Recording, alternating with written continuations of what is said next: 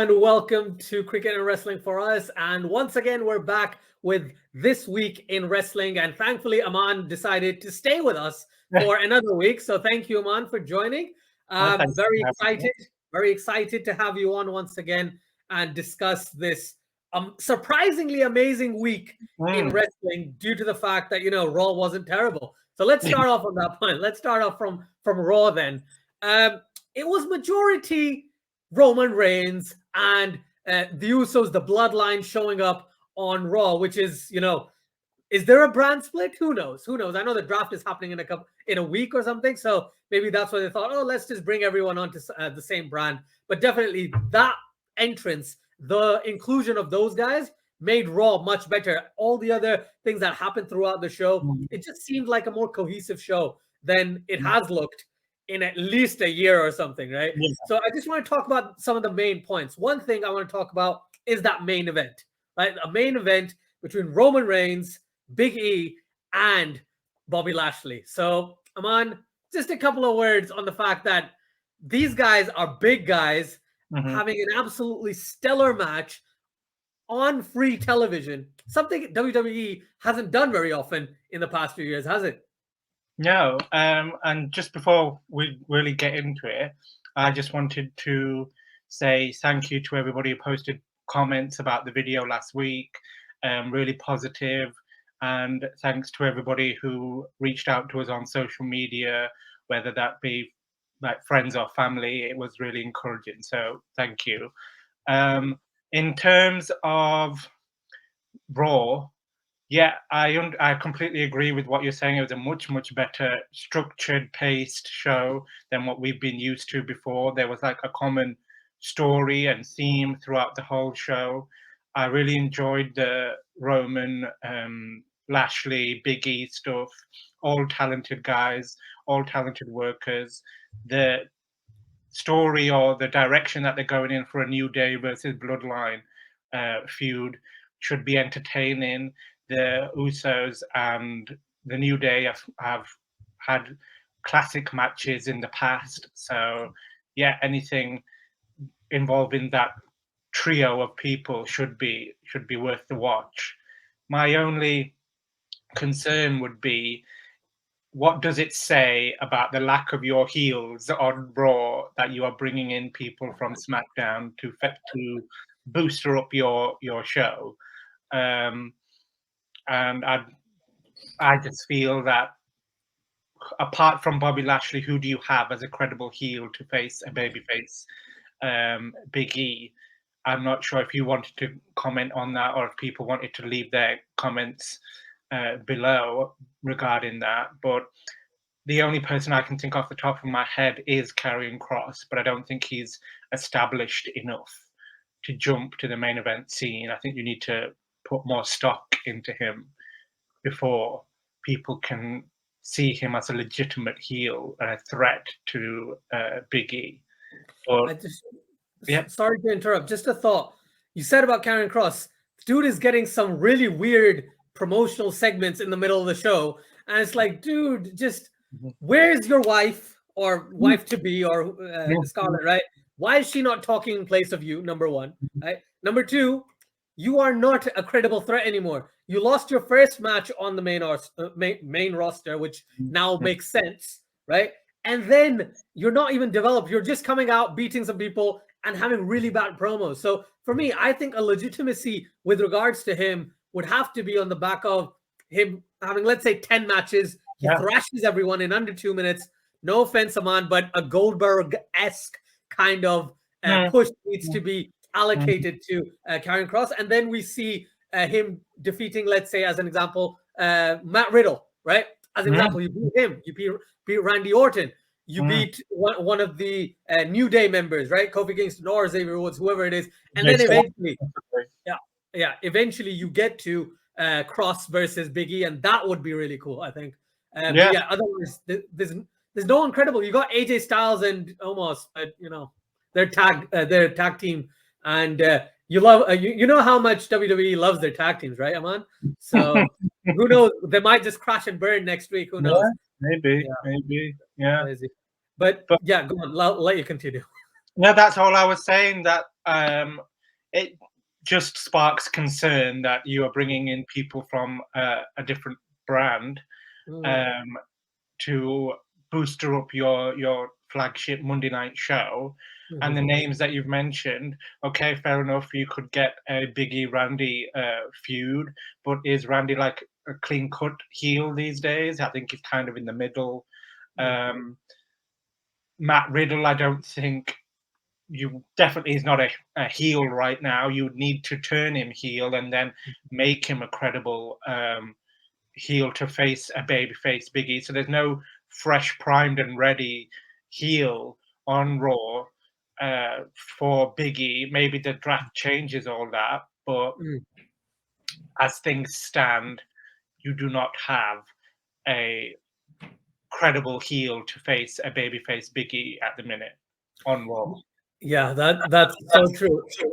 I just remembered something.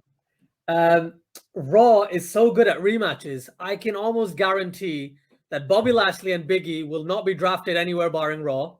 And then they're just going to have matches until Royal Rumble, because they're going to have Survivor Series where they don't face each other.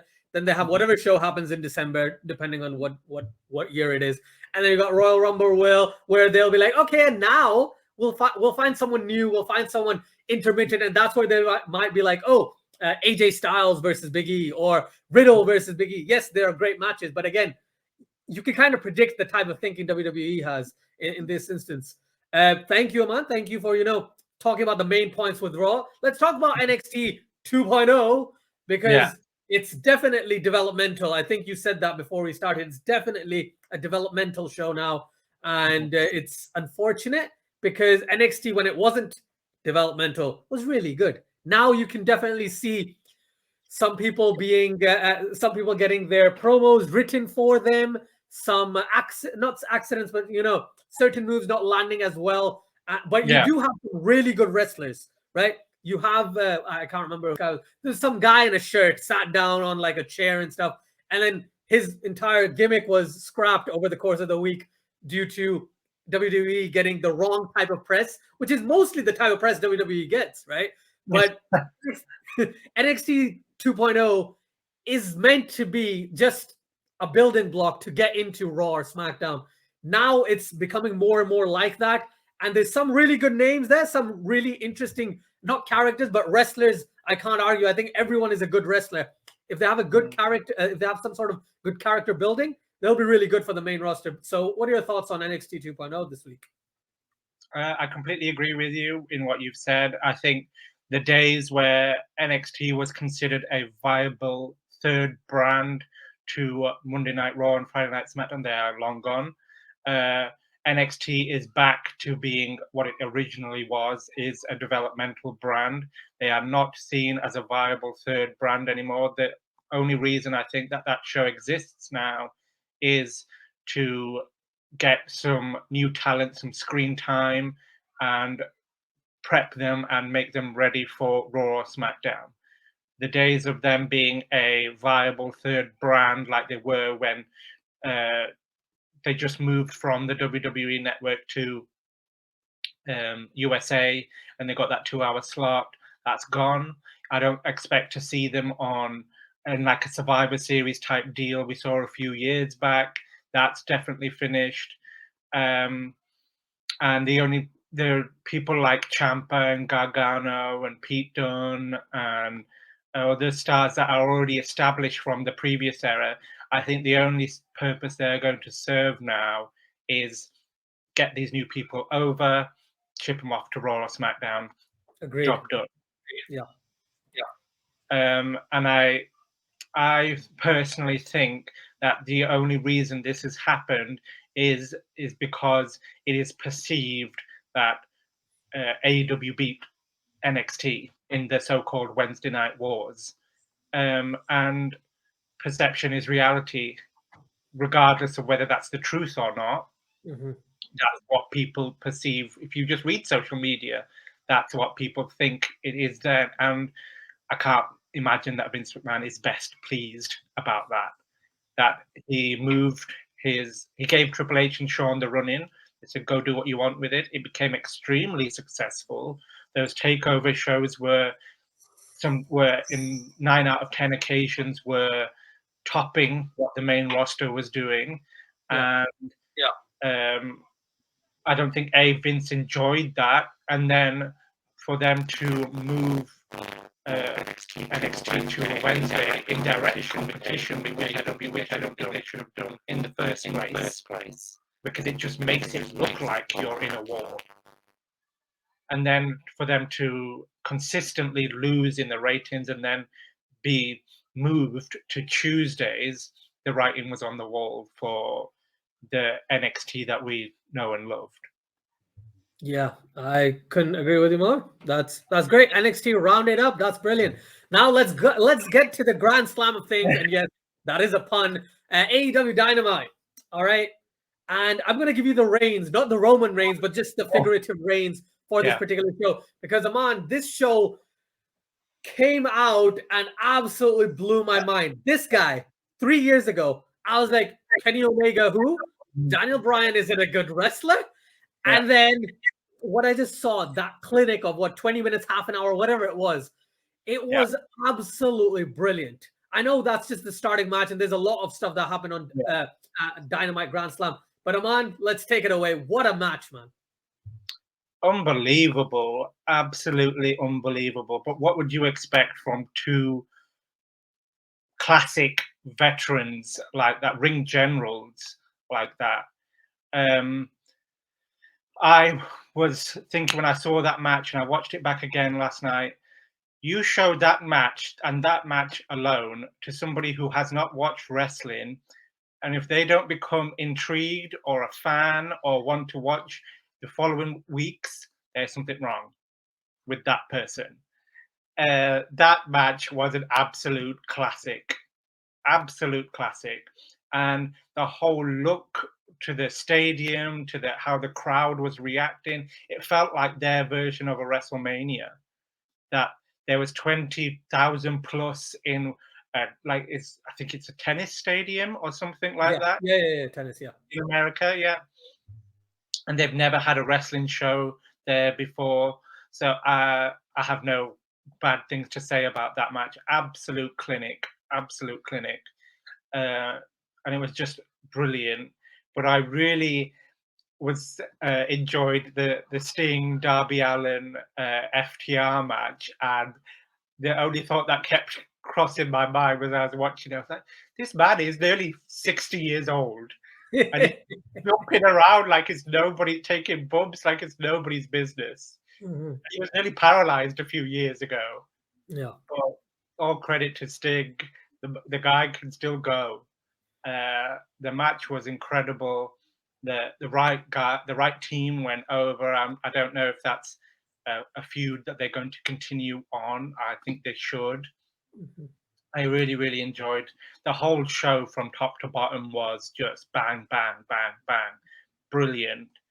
But the match that I wanted to specifically talk to you about, even though I think Bryan Danielson and Omega stole the show, I think this one is a good match to watch. The Malachi Black Cody Rhodes match. I personally, for me, Cody Rhodes in AEW is John Cena from 2005, 2006. This uber clean babyface that comes in, gets beat down. The story is, oh my God, how is he going to rebound? How is he going to do this? Comes back, rebounds, moves on to something else. Yeah. That is exactly what I think they did with Cena in 2005, 2006. And even though they didn't mention it on commentary, booed out the building, Cody Rhodes was. He got negative reactions, and they didn't mention it, obviously, on commentary because he is that babyface. Yeah. But even Brandy came in the ring and flipped off Malachi.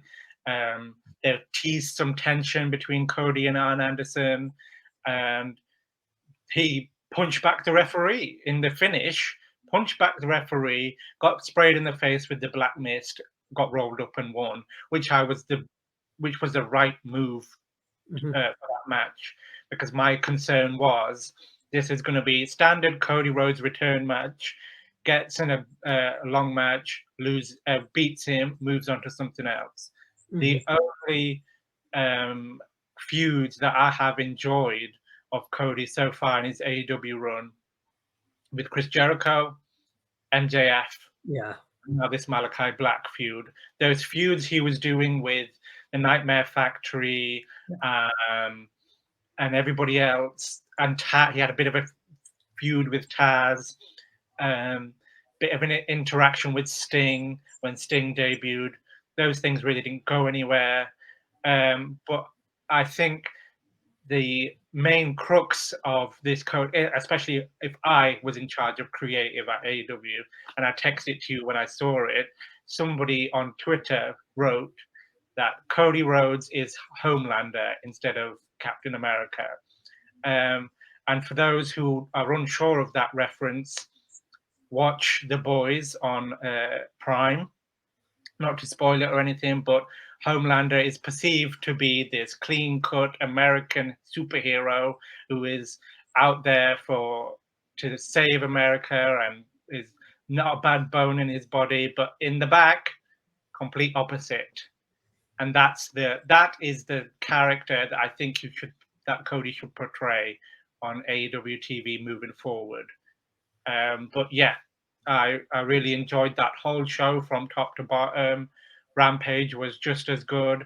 Adam Cole got a huge pop, as was to be expected with the Young Bucks and facing against Christian Cage and Jurassic Express. The CM Punk Powerhouse Hobbs match, brilliant. Looked great on TV. Both men were fantastic in that match. That lights out match between John Moxley and Eddie Kingston and Suzuki and Lance Archer, brilliant. Haven't got any criticism really of that show, of those shows overall. As we said last week, they're just riding a wave, man, and it just keeps getting better and better and better as the weeks progress. If I was Vince, I would be like, they're coming to New York. They've sold out when no other promotion was running. And yeah, as much as they say it's not competition for us, I think it's competition, or it's about to be. Yeah, 100%. And you mentioned something about, there's not many things you can point out which were bad or wrong with regards to either of those shows. I want to mention the main event of Grandslam, which was Britt Baker versus Ruby Soho. Okay, yeah.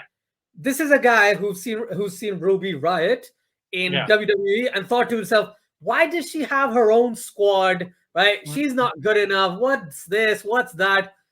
Dude, that was a match and a half. I'm not even kidding. That was such a good match. Surprise, surprise. I was proven wrong once again about someone who was utilized incorrectly in WWE. So I expected them to do absolutely naff all in AEW. I just came out banging, man. Honestly, that match, that feud, I don't know if that feud's going to continue, but that match was just absolutely brilliant, honestly. And you mentioned the CM Punk, Powerhouse Hobbs.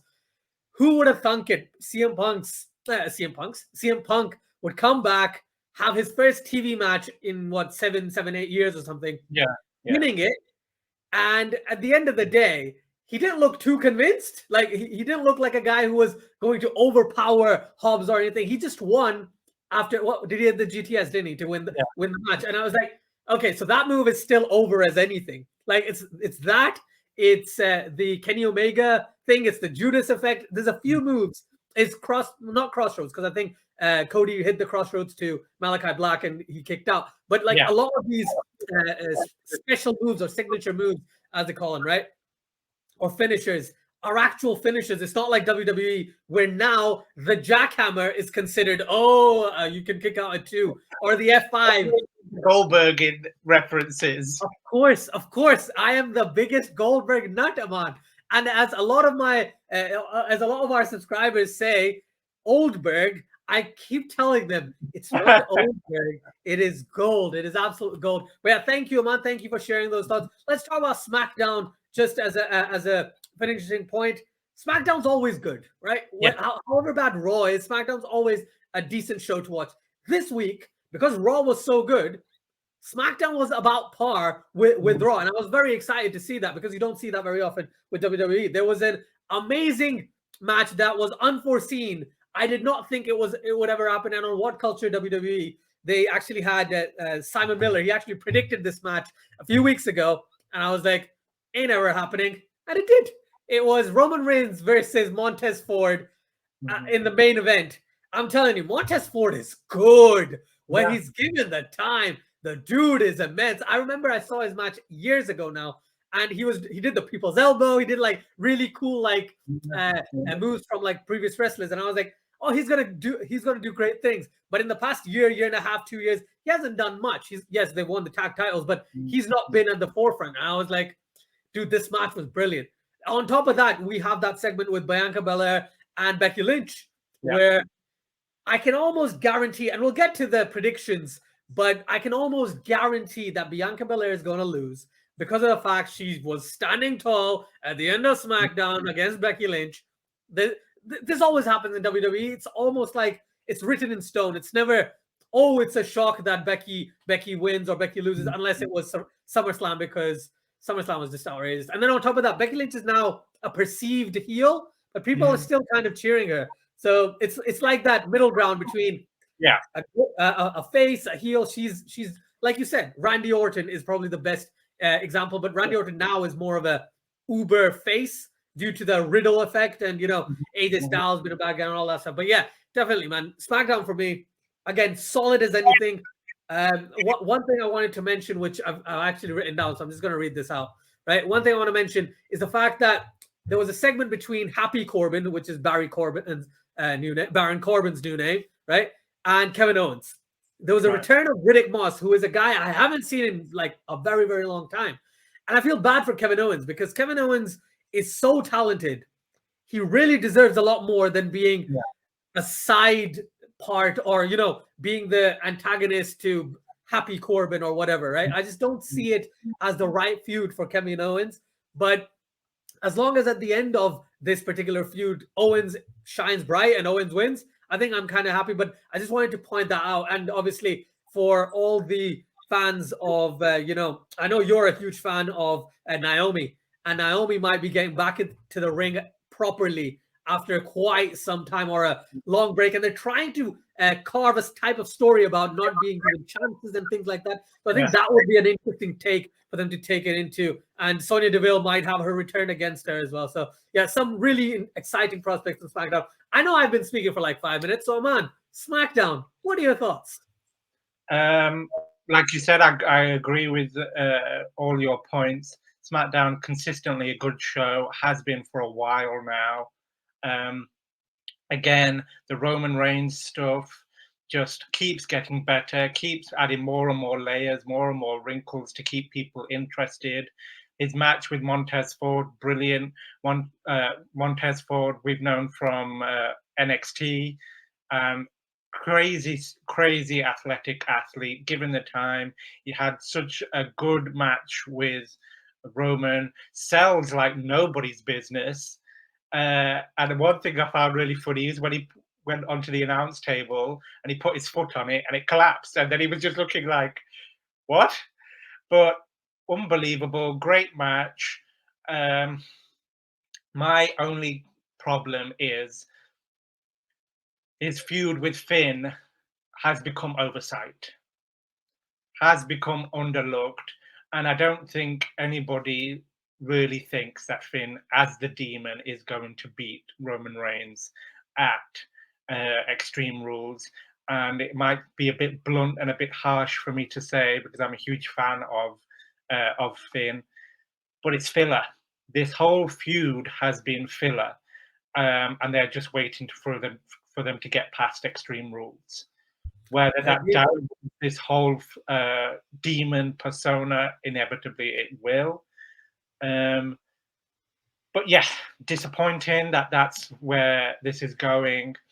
But Roman Reigns is too big of a star to put over Finn as the champion right now. The Seth Edge stuff keeps getting better. Seth Rollins, I think, as a heel, is so underrated.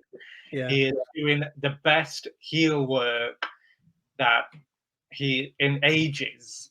Like, can you remember when he was the Stooge with the Authority and he was hiding behind Triple H and Kane and J&J Security, I think they were called. But now he just looks like a crazy, demented savior that you think, yes, what I'm doing is correct. Mm-hmm.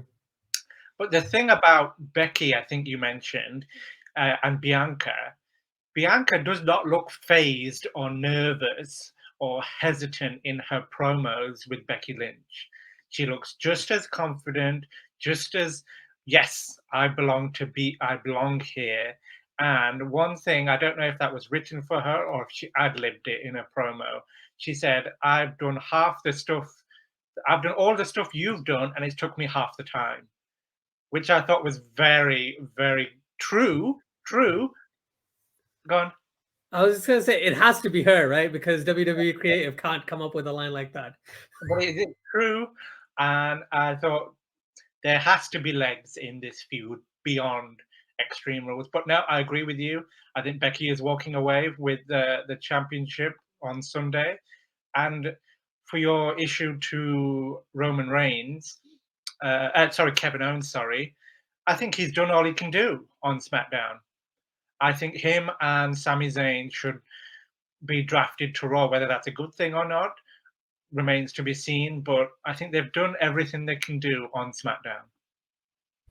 Fair enough. Yeah, I love that we're agreeing. We usually don't agree. For everyone who's watching, me and Amaan don't agree on stuff. Like 95% of the time, we don't agree. But thankfully, with wrestling so far, we have agreed. That's great. That's great news.